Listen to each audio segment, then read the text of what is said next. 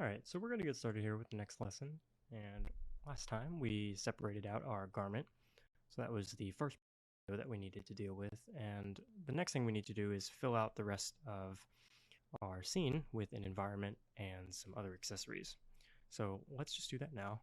So I'm going to merge in an object, and all I want to do is show you this thing that we made. So we made this in the very beginning of the Marvelous Designer section, if you remember. And this is just a simple piece of cloth that we draped. And this is something that you can use as a quick background for your character. See? And a lot of times in a photo studio, shoots like this, you'll have just a simple cloth backdrop like this, or it could be something else that we're going to make now, like just a simple room. So let's just put down a cube, and then we'll use these little handles to shrink it down, and then just hit T to scale it up. And then we're just going to copy and paste, Control C, Control V, to make a really simple room.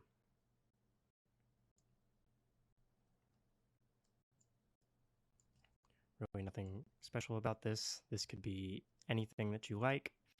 You can always make another room using other assets that you find around, or make some sort of more complex room out of these simple squares. Okay, and I'll often leave a bit of space between and these wall planes here. So you can see this orange line down in this area. Okay, so that's really simple. Okay, so you just got a basic room. And then what I actually want to do is make a simple material for this.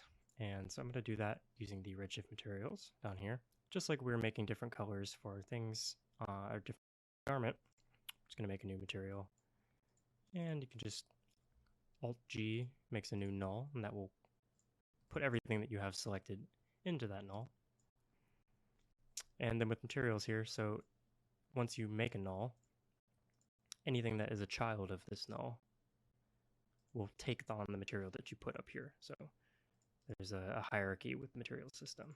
So we're just going to call this environment. And we can call this cloth BG, cloth background. And then we've got this material up here that's going down on all of these. So let's just jump into our shader graph. And I've got mine docked here. I usually use a larger monitor so things aren't so squished, but for our purposes here, let me just pull this out so we can see. Okay, so here's our Redshift, here's our output, and here's our basic material. Now all I want to do is make a couple changes to this and make a bit of a custom material for our background here. So if we just render this, we're going to see it's totally reflective, super shiny, and that's interesting in and of itself. So if this is a look that you're going for, this could be quite interesting. But I think for our purposes, we want to have a bit more of a matte surface. So you can come over here, and there's all these different tabs that are preset for you in the basic Redshift material. So you've got the diffuse, you can think of as the color. We've been changing that already. And in the reflection, we've got a bunch of different settings here. This is just the reflective surface here. So if I change the roughness in this area, that's going to blur out the reflections. Or if you want no reflection at all, you could work on the weight, and that will totally take away any of the reflections, leaving you with just the diffuse. Okay, so let's bring that back up. And we just want a bit of roughness on here, just to smooth that out. Okay, and then actually what I want to do is use a texture. So this is something that I've created in another program. So let me just pull that up. So you're just going to drop down a texture node from over here. Just type in just texture, and that will filter out all of these different nodes you can put down. So let's go over here and click this 3 dots. Okay, I'm just going to go to my class assets. And then I'm going to grab this image. This will just copy a it's asking you if you want to copy that into a new folder. We don't want to do that, so we'll just keep the direct path. So you have the full path here, lets you know exactly where it is. And what I put in is just this image here. So it's a simple black and white image that I just made by using Illustrator, or you can do it in Photoshop too, just typing out what you want, and we're going to be using this as the logo for the company, for this fashion design company. Okay, and now that we've got that in our texture, you can see it here. And I'm just going to tick on this gamma override and then connect this directly into this blue space on our material node. It's going to give us a bunch of options, letting you pipe that into various parts of the material. And we just want to do diffuse for now so that we can see what we're working with. Okay. Let me just bump the roughness up a bit more so we can see. Okay, so now we've got the logo on here. And you can see it's just using the full size of the image. So if you ever want to shrink this, so if you wanted more copies of this to tile, you could go over here to remap and you can increase this. So you might think that going smaller would require you to shrink this down, but it's actually the reverse. So the higher the number is, the smaller this is going to appear. So if I go to 0.5, you'll see well, it's too large, you can't quite see it.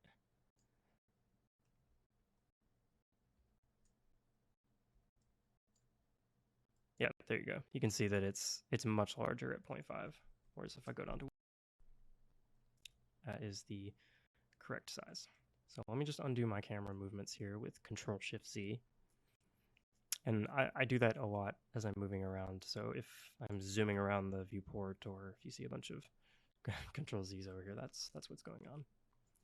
Okay, so I've got this basic material here. Now all I want to do with this is use this as a mask to control the color of my background here. Okay, so what I'm going to do is go for color mix. Simple color mix, and you can do this with a color layer as well.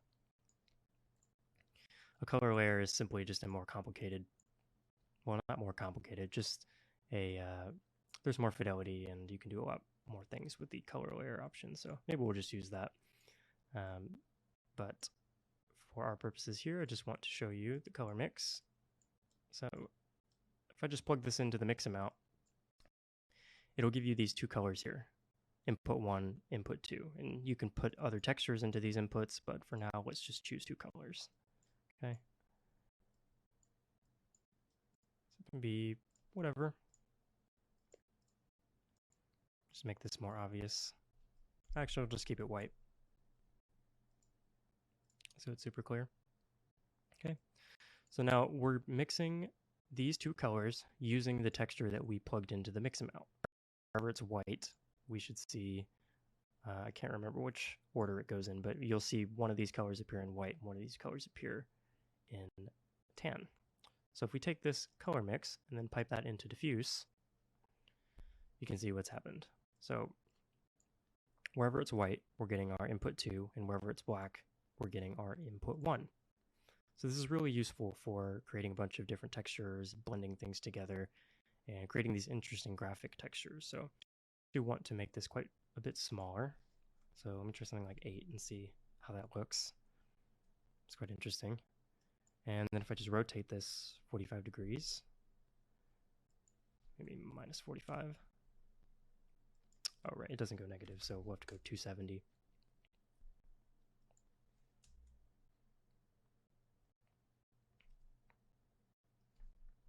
Okay, so that's more like what I had on the course examples. This is just a really easy way to bring in different graphics and have some interesting text effects on your background. Okay, and like I said before, you can use the color layer for the same sort of thing. It gives you these different layers, just gives you a lot more options when working in this way. So if I take this texture that we have, the logo, and plug that into the mask here, and then we'll set a base color. So we'll set the base color to be that similar tan color that we were working with. And then the color for layer 1, I'm going to set to white. Okay, and then if I just plug this into here, we're going to have functionally the same exact thing as the color mix. So it's up to you. I use the color mix a lot, just it's a lot quicker in some ways, but the color layer gives you a lot more flexibility. So it's up to you, whatever works best for you. So let's just stick with the color layer, and this is where you can get creative and just explore some different looks. Try out some different colors. And this is also where you can add different textures into here. So let's give it a noise so we can see. So I'm just going to type in noise, drag down a max on noise, and then let's put this into the base color. Okay. See, whatever you pipe into here will be wherever the black is in our image here. Okay. And often what I will do is, let's just use this color mix here. And then we're going to pick 2 different tan colors. Okay, so we have one darker one and one slightly lighter one. And then we're going to use this noise as the mix here instead of our logo. And then we'll use this as the base color input. Okay, so now we're actually getting a different, or a bit of variation in our color using this noise.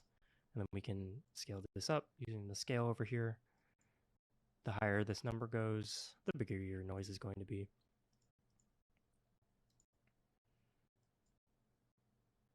So this is just a way to add a bit more variation into your scenes.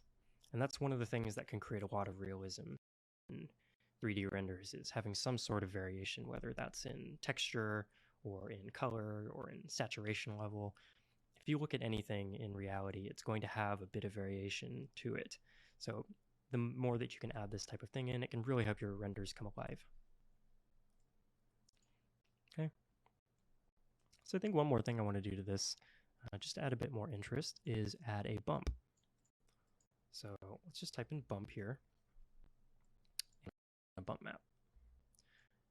And a bump map is going to take an input, and it's going to give us some variation on the surface of our material, a bit of texture.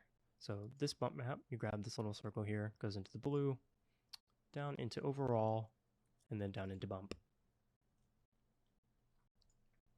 Okay, and then we could use something like a noise. Go into the bump, into the texture input,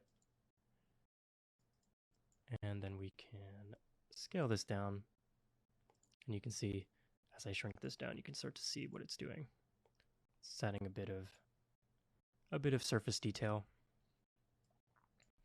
Let's go ahead and make a new camera here so that we can move around our scene. Just have a look at this. And I'm going to make sure to turn off the bokeh. Whoops. As I change the scale of this, we're just adding a bit of detail onto here. It's a bit intense. So this already looks like some sort of rough drywall or plaster. So you can just play with the scale, find something that you like, and you can even use something like the color mix as a way to add variation here. So let's grab that color mix again,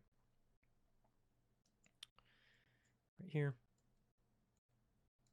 and then we can copy this noise and make some alterations to it, make it a little bigger. And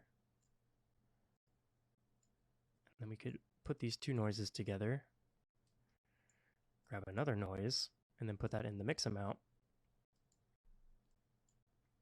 And that way we can blend between 2 different noises, so we can add even more variation to it. So you can see some of these places have smaller bumps, some of these have larger, some areas have larger bumps. So this is just a really quick way to add some variation to your scene. And this can be used in any texture that you're working with. Okay. We'll be able to see this a lot easier once we get into the lighting. Right now it's kind of hard to tell exactly what's going on. Okay. that you could also try, have a look at, would be using the texture that we have here as another bump object. So let's just go into our bump again, type in bump into the nodes, and grab a bump blender. And this is really, really similar to how the color layer works. So if I just copy this, so for this one, we want the bump to be from this texture up here. So that goes into the input. We're going to use this as the base input. So this goes down into the blue and into base. And then if we plug that into bump input, you should see no change. Let's just zoom in a little bit here so we can see. Actually, we made a camera for this, so I don't have to do this. Okay, so we can see we've got our bump here. Let me just move the camera a little bit. And so what we're going to be doing is just adding to this white part here. So let me just increase the value here. And then if we just plug this into base layer input 0, that's the second layer. And so nothing has happened, but we just need to click on additive.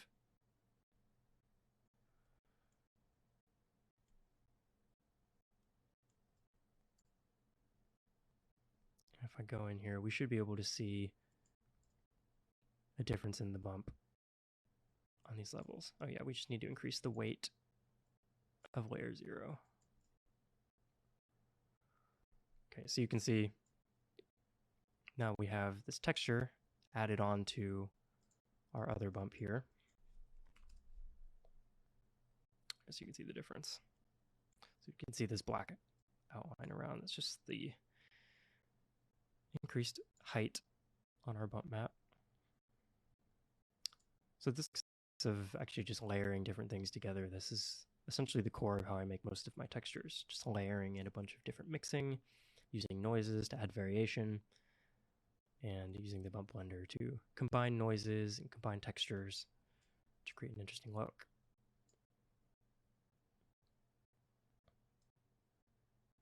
You can see there's a bump down here on the floor as well. And this goes into the negative as well, so if you wanted to do -2, that will invert it, invert your bump. Okay. And if you wanted this to be more apparent, we could even do a displacement. So let's just use displacement here, just as a quick example.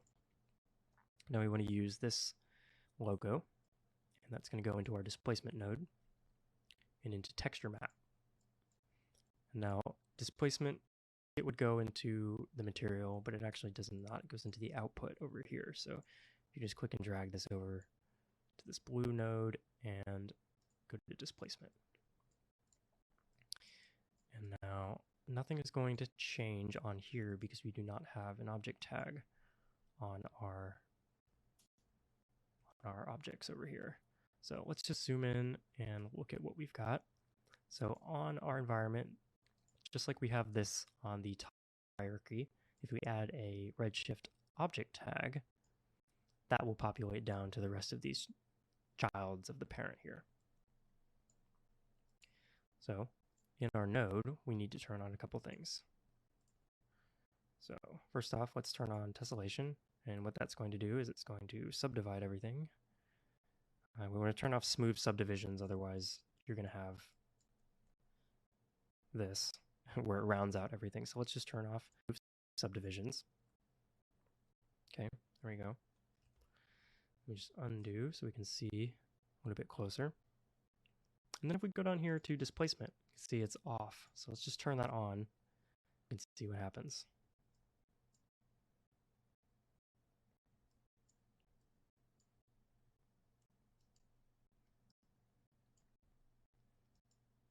Now let's just subdivide these.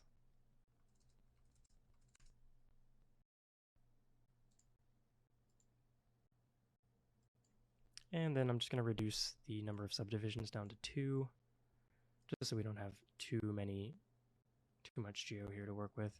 Every time you subdivide, it turns 1 polygon into 4. So that can quickly get out of hand. Okay, so now things have gotten all warped, and that's just because we have a very high for what we're working with. So let's just pull this down.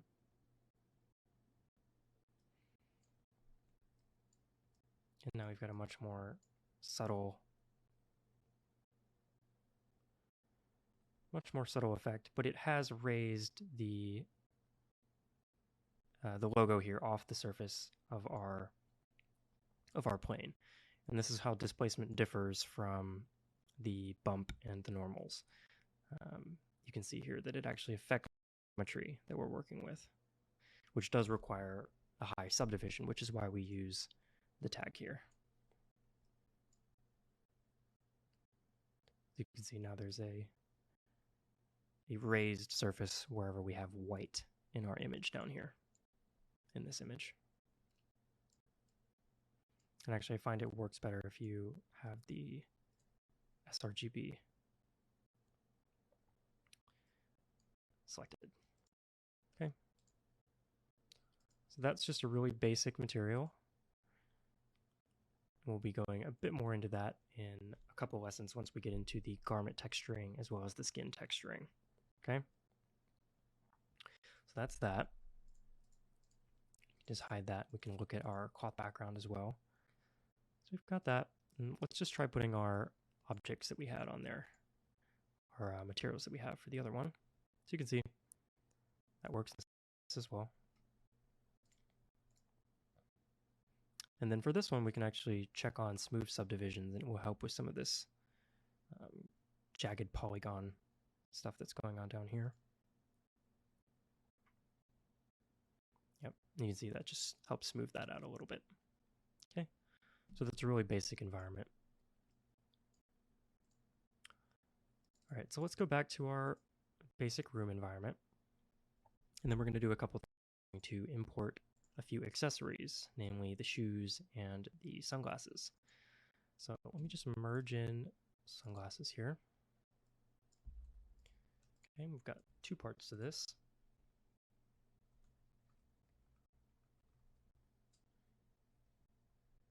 Okay.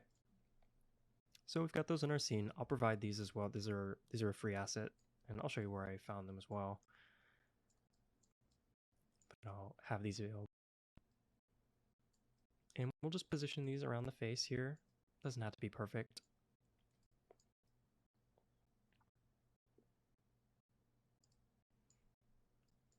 Let's just get them roughly where glasses would be. And a lot of this is going to be covered up by hair anyways, so we can deal with that when we get there.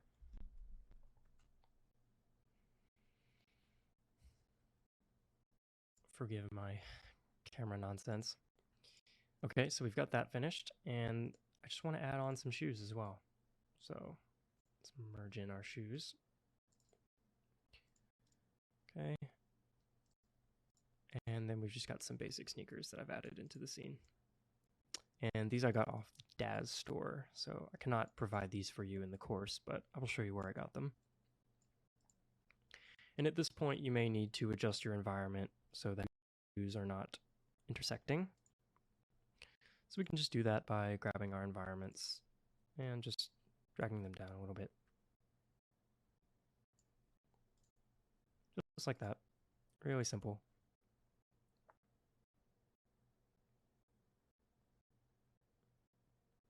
Okay. And we've got some basic materials on here, but I'm just going to delete these for now, as we're going to go into those a little bit later. So just put a basic material on these, on the sneakers and the glasses. Okay. So this is the basics of our geometry, and let me just quickly show you where I got some of these assets, or where you can find other things that you might find useful. So let me just jump over to the internet here. And first off, the Daz store, which is where most of the shoes that I've purchased. This is great because you can actually import them into Daz and use them inside of Daz, and they'll fit directly to your model. That's actually where I got the shoes that I'm using in the course.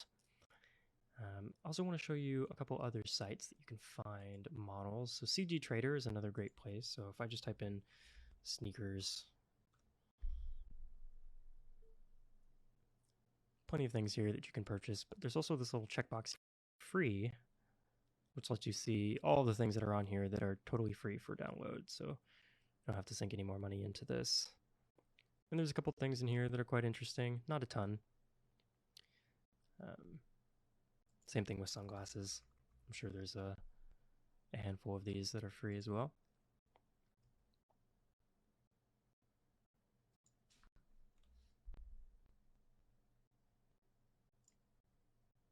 Yeah, plenty of options here. So just look around, see if there's anything that you like, and you can always custom model sunglasses of your own. That is not so much my game though, so I will not be going into that today. Another site, TurboSquid, same thing. You can search for different models here. Over here, there's a price where you can sort by free things. So there's another option for free things if you're looking to get something quick. And then another thing that I find really useful is actually the ArtStation Marketplace. There's not a ton of free stuff on here, but the stuff that I find on here is of pretty high quality and it's usually pretty low priced. So even these nice photo scanned shoes here that have a lot of detail, come with textures and all that stuff for only a couple of bucks in US dollars. So nice things to take a look at if you did. So that's about it for this lesson. Just really simple, finishing up setting up the geo. So next up, we're just going to jump into lighting and really start bringing this to life. Okay, thanks, and I'll see you there.